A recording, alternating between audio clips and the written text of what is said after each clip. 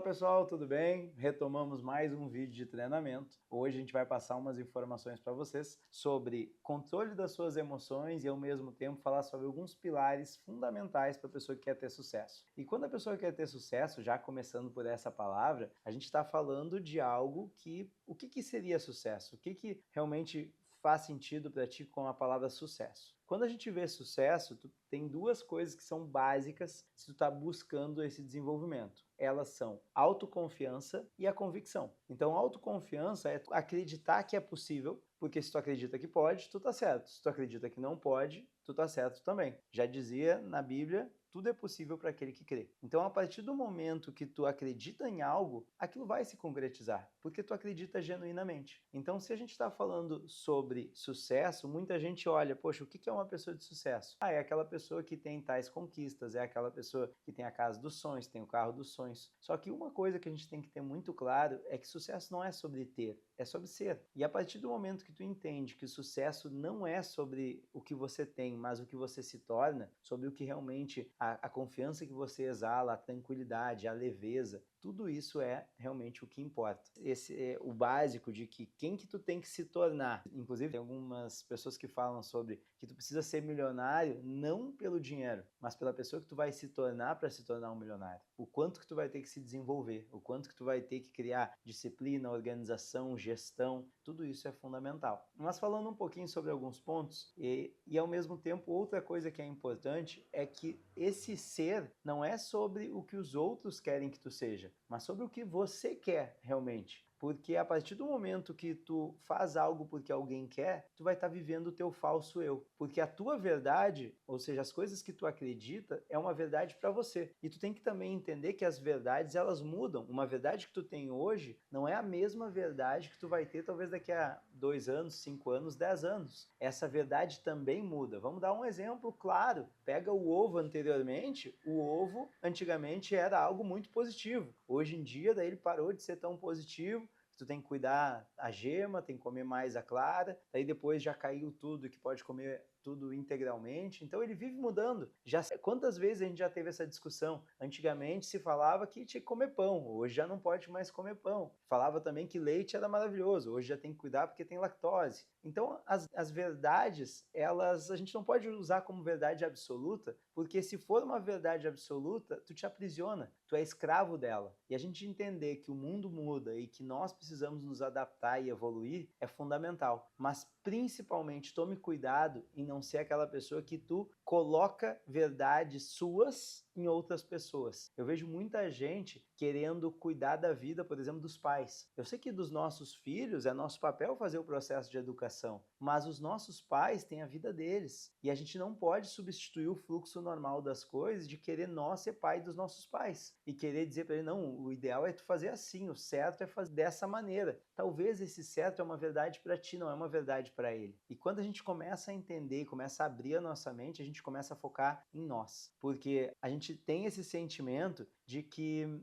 a gente precisa, para realmente conseguir ser aceito na sociedade, a gente precisa estar na nossa perfeição. A gente precisa ser perfeito, a gente precisa ter um resultado maravilhoso e na realidade não é assim. Mas tudo começa desde quando a gente é pequeno. Poxa, se eu tenho as melhores notas, eu vou ser melhor aceito ali na escola. Se eu for uma pessoa mais descolada, eu vou ser o mais aceito, se eu for bem relacionado. Não é só assim. Se tu for mais tímido, tu é mais tímido. Se for uma pessoa que gosta de ser mais reservado, tu é mais reservado. E tu vai ser aceito pelas pessoas que realmente têm interesse em se relacionar contigo do jeito que tu é. Só que principalmente tu vai te aceitar. O problema de identidade, a falta de resultado começa aí. Porque quando tu vive o falso eu, tu não consegue ser natural. E a falta de ser natural, daí sim que as pessoas não te aceitam porque realmente não encaixa, porque se percebe que tem algo errado ali. Se a gente fosse falar agora uma nova parte, como é que você descreveria uma pessoa poderosa? Quando a gente fala de alguém poderoso, poderoso normalmente o pessoal vai direto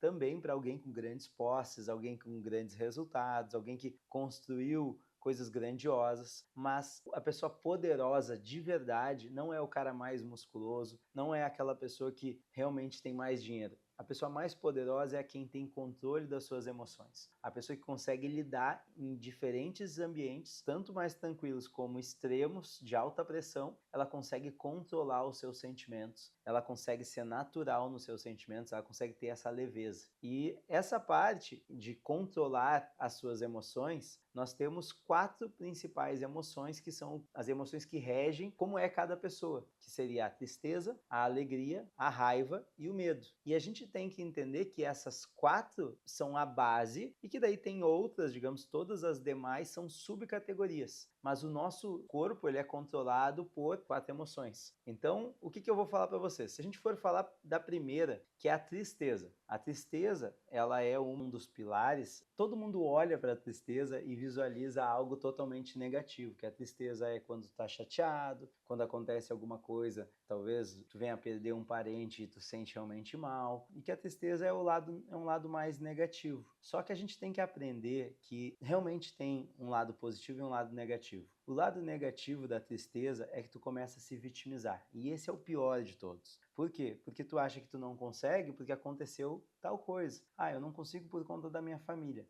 A partir do momento que tu terceiriza a responsabilidade, tu tá diminuindo, tá jogando pro outro, só que a responsabilidade é tua, a vida é tua. Não importa o que aconteceu antes de ti para frente, a responsabilidade é tua. Tu que tem que assumir isso, então não adianta se vitimizar. Então, isso é uma coisa que é negativo. O grande segredo é a gente utilizar o domínio das emoções, tá? Em tu tirar aquela emoção do negativo e levar para o positivo. Tem também a questão dela gerar uma impotência de ação. E essa impotência de ação nada mais é do que a pessoa parar, ela achar que não consegue, que não é para ela, que ela não pode por conta então ela se vitimizando, ela gera também essa impotência. Só que do lado positivo é a partir do momento que a gente tem essa sensação, tu consegue se aceitar. A questão do ser positivo, tu tem uma aceitação maior de quem tu é. E do lado negativo é uma falta de humildade. A pessoa que não é humilde para aceitar ser julgado, ela normalmente é porque ela não tem um domínio do sentimento da tristeza. A falta de humildade está como um lado negativo. E essa parte do positivo, ou seja, quando tu domina essa emoção, tu aceita viver as tuas imperfeições. Tu consegue subir num palco e falar para todo mundo. Por quê? Porque tu entende que tu não é perfeito, que tu pode errar, que tu pode dar uma risada lá em cima, conversar com as pessoas. Tu tem que ter leveza, tu tem que ser quem tu é. Tu viver tuas imperfeições é o que permite aquelas pessoas fazer até aqueles experimentos sociais, levantar num restaurante, chamar a atenção de todo mundo, fazer um pedido de casamento na frente dos outros. Esse tipo de coisa, ser leve. Por quê? Porque as pessoas vivem as suas vidas e todo mundo tem os seus defeitos. Faz parte. E ao mesmo tempo, outra parte muito positiva e negativa, se tu não tem essa gestão, é tu sentir as emoções. Então tu tem que sentir as emoções, seja ela positiva ou negativa. Às vezes é hora de chorar, é hora de se emocionar, é hora de sentir o luto. Se tu não, mas eu não fico chateado, tu tem que ver se isso, porque esse controle excessivo de tu realmente não ficar pode estar te causando um problema que é a falta da emoção mesmo. Então às vezes vai te acontecer algo muito positivo que era para te emocionar e tu não vai te emocionar. Por que tu não vai te emocionar? Porque tu tem um bloqueio ali na gestão da emoção. E isso também é perigoso, porque assim como ele te protege por tu não sofrer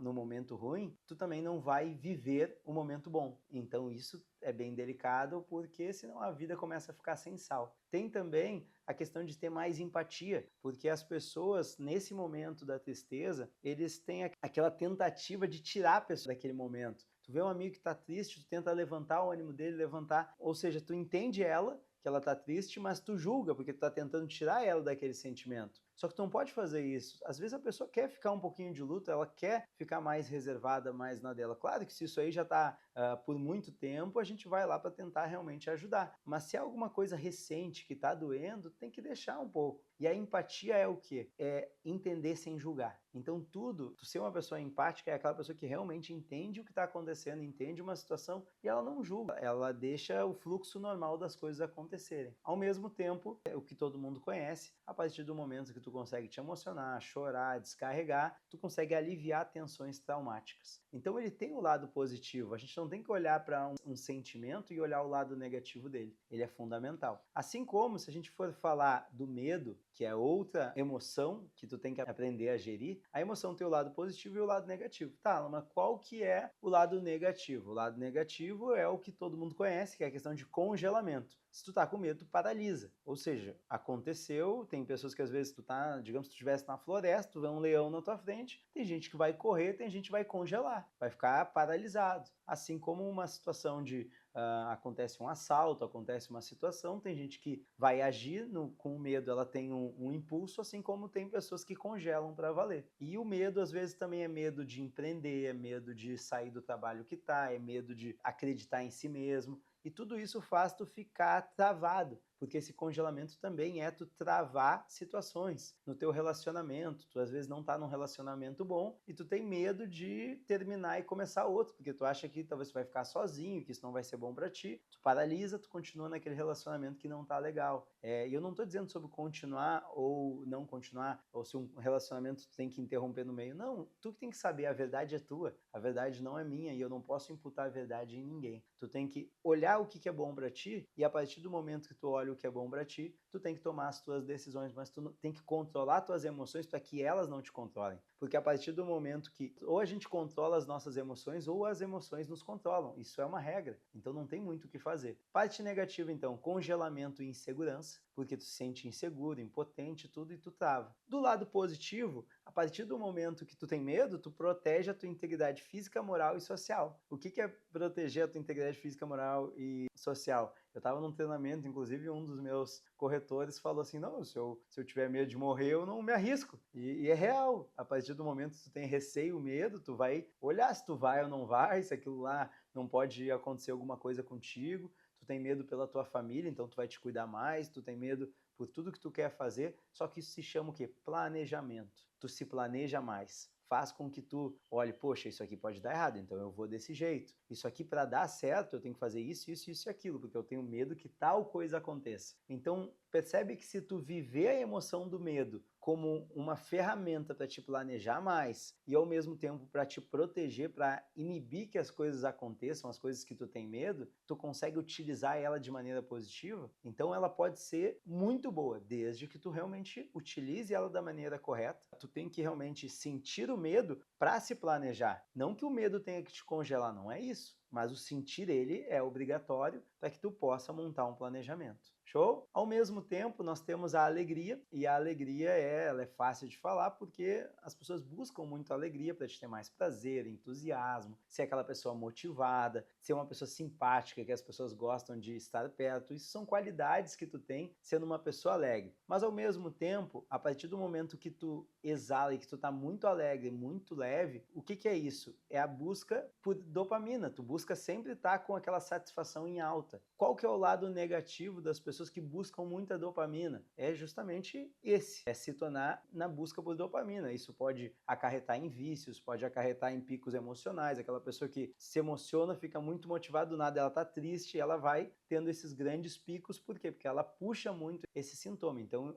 esse sintoma da alegria, ele é muito positivo, mas tu tem que cuidar para ele não se tornar um vício, para tu não se tornar realmente algo fora da curva que não é o normal. Mas ao mesmo tempo tu utilizar ele como uma motivação, um entusiasmo, é muito positivo. Isso realmente, a parte boa da alegria, que é o que muita gente conhece, tu tem que usar. Mas realmente tem que cuidar para, por ser tão bom, tu não buscar a todo momento, mas tu conseguir gerir todas as emoções. E a última, a gente tem a questão da raiva. A raiva, todo mundo vê a parte negativa. Tu conversa com algumas pessoas e eles vão olhar a raiva como algo negativo. Por quê? Porque tu tem impulsividade, tu tem descontrole, tu é aquela pessoa que, pô, impulsiva, tu fica brabo, tu briga com todo mundo, tu derruba uma coisa dentro de casa, isso é raiva.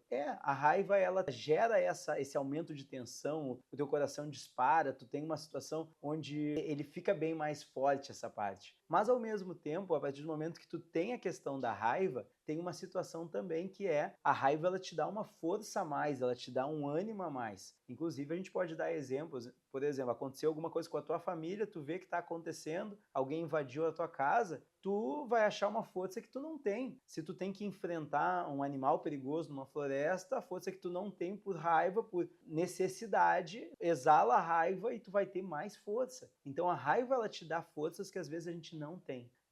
Então, qual que é o lado positivo da raiva? Ela te impulsiona, ela te motiva. Às vezes, tu evocar a questão da raiva, esse sentimento, então evocar a emoção e não o descontrole, mas tu evocar quando tu vai subir num palco, quando tu vai falar para várias pessoas, isso te dá energia, isso te joga num pico muito alto que faz com que tu consiga ter um resultado melhor. Então, ela é a ideal para te fazer uma determinada tarefa, ela é uma coisa que te impulsiona. E ao mesmo tempo, ele te dá mais coragem, que é a questão que a gente falou sobre acontecer uma situação que tu precisa resolver, tu precisa de coragem, a raiva é o que vai te dar coragem. Então, se a gente conseguir cada vez mais trabalhar para sair do negativo e ir para o positivo, a gente começa a ter uma gestão das nossas emoções. E quando a gente vai falar de um fluxo emocional perfeito, a gente tem um caminho que é a partir do momento que a gente domina essas emoções. Então é legal tu te estudar, tu estudar cada detalhe da tua mente para conseguir cada vez mais entregar para ti mesmo um bom planejamento, mas o fluxo emocional perfeito é o quê? Começa pela tristeza, qualquer coisa que tu vai fazer, vamos pegar um projeto de uma empresa. Eu quero montar uma empresa. E tu vai começar pela tristeza. Ué, mas eu vou começar triste pelo meu projeto de empresa? Não, tu vai começar a sentir, viver, porque viver mentalmente, sentir mentalmente como que eu quero que essa empresa seja? Pô, eu quero que ela seja mais ou menos assim, eu idealizo com 10 pessoas trabalhando junto comigo, vai ser algo muito positivo, vai ser assim, assim, assado. A tristeza é sentimento, é tu realmente visualizar, é antever, é tu ver tudo que tu deseja lá dentro. Tu te emocionar vendo como vai ser teu negócio, tu vê assim, poxa, a gente vai fazer assim, assim, assado, eu quero conquistar tal coisa. Planeja. Ao mesmo tempo, logo depois que tu sentir bastante, tu te emocionar, tu vai para o segundo, que é o medo. Tu tem que ter o medo logo depois, porque o medo é a hora onde tu vai sentir, pô, mas e se eu quebrar? E se acontecer alguma coisa negativa? E se eu for assaltado nos primeiros meses? E se isso? E se aquilo? E daí tu vai o quê? Se planejar. Tu vai criar situações que vão te fazer com que aquelas coisas que tu tem medo, tu te planeje. Só que como tu já sentiu, tu já te imaginou positivamente, tu já enxergou o que tu quer, ele literalmente vai funcionar como um planejamento. Às vezes a pessoa começa já planejando, só que como ela não sentiu verdadeiramente, ela não se projetou, ela não enxergou e isso não se torna algo que vai ser uma gasolina para aquela chama não se apagar. E o sentir é fundamental para ser aquela gasolina. E o terceiro ponto, a gente está falando da alegria, que a alegria é o quê? Motivação. E a motivação é, pô, vamos fazer, vamos acontecer, porque agora eu vou executar. E o que é uma motivação? Motivo para ação. Muita gente agora vem falando, a pessoa não tem que ter motivação, ela tem que ter disciplina. E eu não sei quem inventou isso, porque motivação é motivo para ação, disciplina é tu fazer alguma coisa quando tu não quer fazer, mas porque tu sabe que tu tem que fazer. É manter fazendo. São coisas distintas. Então, a disciplina é muito importante? Sim, é muito importante, mas a motivação é absurdamente importante. Só que o motivo tu só vai ter se tu tiver passado pelo processo lá da tristeza, de sentir, de se projetar, que aquela é a gasolina. Só que muita gente vai encurta o caminho e aí, às vezes a pessoa vai direto, ela planejou um pouquinho e ela quer executar, mas como ela não tem a gasolina, não vai com a mesma força, ou pior ainda, ela já vai executando. Ela quer fazer tal coisa, ela está motivada e ela começa. Só que acaba que, como ela não sentiu e como ela não planejou, a chance dela ter um problema é gigantesco. E o que eu posso te dizer é que as quatro a gente tem, as quatro emoções elas estão conosco. Às vezes a gente anula uma parte, às vezes a gente muda a ordem delas, mas elas estão conosco. E por último vem a raiva, porque a raiva ela é o impulsionador. Então depois que tu já sentiu, tu já planejou e tu já tem um motivo para ação bem definido e tu está agindo, tu vai utilizar o sentimento da raiva como propulsor, como realmente algo que vai fazer tu ser mais intenso nesse teu projeto. Então, ali a gente falou de empresa, mas tu pode falar sobre a tua família, sobre a criação de um lar, o que é o teu lar perfeito, o que realmente, como é a tua definição de cada detalhe da tua vida. Tem que seguir esse fluxo. Esse é o fluxo natural, é um fluxo já determinado, já estudado. Significa que, mas eu acho que o meu está invertido. Então tu tem uma coisa chamada de looping emocional. E eu digo, é super normal. Eu mesmo tinha o meu invertido em alguns pontos e a gente vem trabalhando cada vez mais para ajustar como tem que ser feito cada um. E isso é normal, gente. Tu não tem que, se o teu tá errado, seja sincero contigo mesmo para ir ajustando onde tu vê que, poxa, eu não estou fazendo esses processos, eu estou atalhando tal processo. Porque a partir do momento que tu entende que tu está fazendo isso, tu tem mais leveza para voltar e arrumar. A gente tem que aceitar que nós somos imperfeitos e que faz parte, a gente tem que buscar a todo momento, se tu quer se desenvolver, é melhorar um pouquinho a cada dia, é evoluir um pouquinho a cada dia. E vai também de reconhecer onde tu está errando, reconhecer onde falta melhorar para ir evoluindo. E quando a gente fala então desse looping emocional, é estar fora de ordem. A partir do momento que tu reorganiza e coloca tudo em ordem, onde realmente deve ser, tu vai ver que tu vai ter uma fluidez muito melhor, vai ter uma leveza muito maior, então os teus sentimentos e emoções vão estar muito mais encaixados. Espero ter conseguido compartilhar com vocês bastante sobre a importância desse cuidado, a importância das emoções e fico totalmente à disposição, comenta aqui embaixo, manda todas as tuas informações, foi um prazer ter estado com vocês e me conta, se tu tá talvez fora de fluxo, conta um pouquinho do teu fluxo, conta um pouquinho do que isso pode estar acarretando, que vai ser um prazer estar trocando informações, trocando mensagem no DM também, tem o Instagram, tem o Facebook, estou totalmente à disposição. Até o próximo vídeo. Valeu, tchau, tchau.